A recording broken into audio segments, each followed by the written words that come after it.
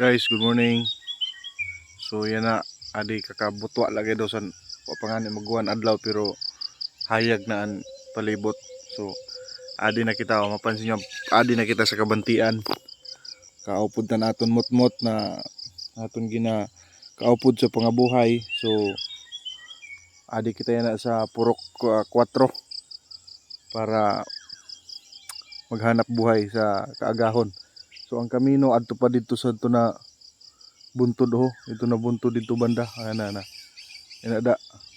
So mga usad ka kilometro pa kadi, mga usad ka kilometro pa kadi ginsulod na mga aton sa aton motor para lang magkaryada. So panggatas-gatas na gani guys, ungdana na ini.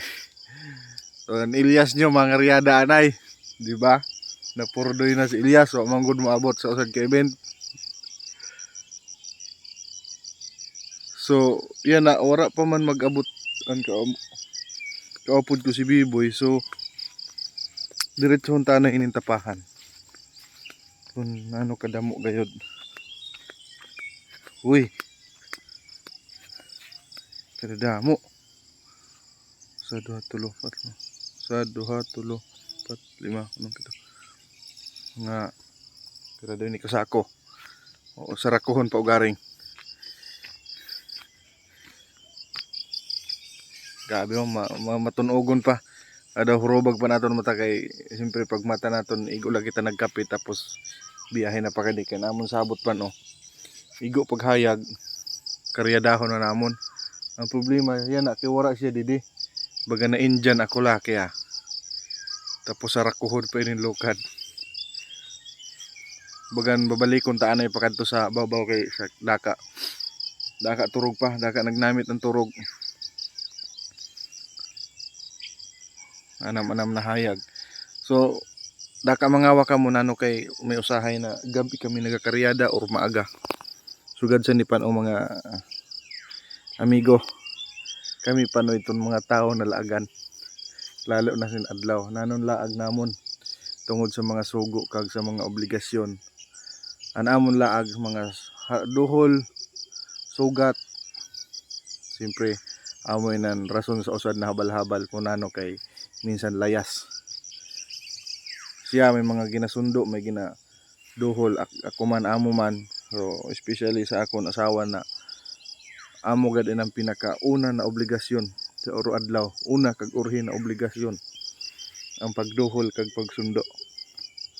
Kay ang trabaho pa no 10 kilometers pa hali di sa amon pakadto sa iya trabaho.